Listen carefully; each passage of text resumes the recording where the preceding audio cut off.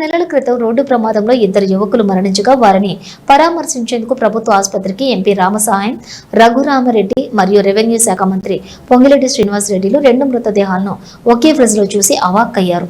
వెంటనే మార్చురీలో ఫ్రిడ్జ్ లో కొరత ఉన్నదని గ్రహించి ఎంపీ నిధుల నుండి అవసరమైన ఫ్రిడ్జ్లు ఇవ్వాలని మంత్రి పొంగిరెడ్డి ఆదేశించగా తక్షణమే ఎంపీ రఘురామరెడ్డి 8 ఫ్రిడ్జ్లను ఇస్తారని హామీ ఇచ్చారు. కాగా ఇవాళ వాటిని ఎంపీ ప్రారంభించారు. ఈ సందర్భంగా ఆయన మాట్లాడుతూ ఖమ్మం పెద్ద ఆసుపత్రికి రోగుల తాకిడి ఎక్కువగా ఉన్నదని, ఆ స్థాయిలో సదుపాయాలు లేవని, త్వరలోనే స్థానిక ఎమ్మెల్యే తుమ్మల నాగేశ్వరరావు, వైద్య ఆరోగ్య శాఖ మంత్రి దామోదర రాజనరసింహను రప్పించి ప్రణాళికలు సిద్ధం చేస్తామని హామీ ఇచ్చారు.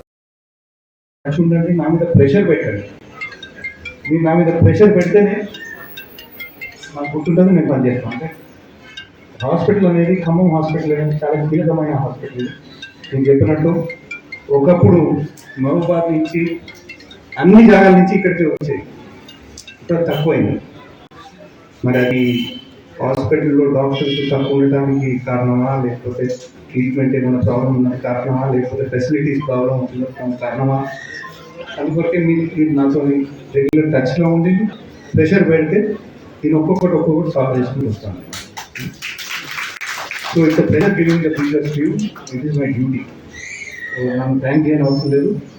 ఇది మన ఎంపీలు సర్వ్ చేయడానికి మేము ఉన్నాం. హాస్పిటల్కి నేను ఇచ్చినంటే అది నాకు గిఫ్ట్ కాదు, మనం చేయవలసిందే అన్నమాట. వాళ్ళకు సేవ దెబ్బతింటుంది అన్నమాట. నాకు ఈ ఫ్రీజర్ల గురించి చెప్పింది మన మంత్రి గారు పొంగిరెడ్డి శ్రీనివాసరెడ్డి గారు. పొంగిరెడ్డి శ్రీనివాసరెడ్డి గారు ఒకరోజు ఇంటికి వస్తే పాప మా బాడీస్ యాక్సిడెంట్ బాడీస్ బయటనే ఉన్నాయి, కొన్ని ఫ్రీజర్స్ పనిచేయడం లేదు, కొన్ని ఫ్రీజర్స్ పనిచేస్తున్నాయి.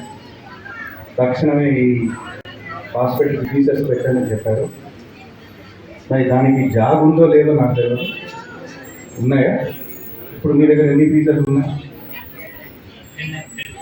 10 ఫ్రీజర్స్లో అంటే దీంతో కలిపి 10. ఓకే,